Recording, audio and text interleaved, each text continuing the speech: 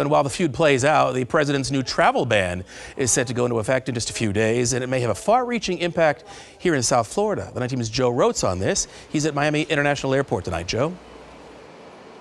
And the Trump administration saying they are implementing this ban, citing national security risks, while critics of the policy say it has the potential to tear families apart. A reunion 12 years in the making, as Marion here reunites with her family at Miami International Airport. Marion's family fled from the communist regime in Cuba. Marion, too emotional to speak, but her granddaughter, Leia Saldazar, tells us in Spanish, she got approved for a 5-year visa, but they told me she was one of the last ones to get it. It's a bittersweet moment for the Saldazar family. Like many others Thursday, they are now concerned after President Donald Trump announced a travel ban on a dozen countries, with 7 more facing partial travel restrictions. The countries of Cuba, Haiti, and Venezuela are all affected in some way.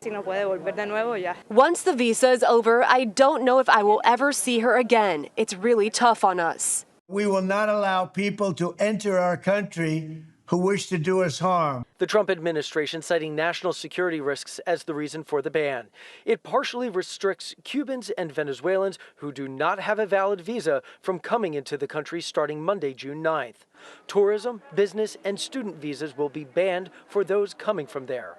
Some members of Congress reacting to the restrictions. South Florida Congressman Carlos Jimenez writing those restrictions are a direct result of the failed policies and the broken relationships with the oppressive regimes of Cuba's Diaz-Canel and Venezuela's Maduro. Congresswoman Maria Elvira Salazar adding, the United States cannot and will not continue to enable these criminal regimes. I'm living in Miami. I'm from Cuba. The policy already affecting some here in South Florida.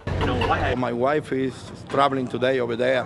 I don't know what happened when it's come back in 3 days. In Doral, at a local Venezuelan restaurant, El Arapazo, Signy Alvaro, who is from Venezuela himself, claims this will further split families who left their country seeking political asylum. I like Donald Trump. I think so he's doing wrong. Because you know, fix the problem, just isolate the people. You fix problems when you help people. Like, it is what it is. I just think this is a process to follow. Haitians, meanwhile, are under a full implementation of the ban. Nationals will not be allowed into the U.S. unless they qualify for an exemption. We count on our families to visit us. Immigration advocates critical of Trump's decision. They are trying to stop people from certain countries to even get to the United States. Okay, so the Trump administration saying this policy is set to go into effect on Monday, June 9th. They did this to allow for a few days for everything to really settle in, to avoid some of the chaos that erupted back when a similar ban was announced back in 2017. We're live at Miami International Airport. Joe Rotes, 7 News, Night Team.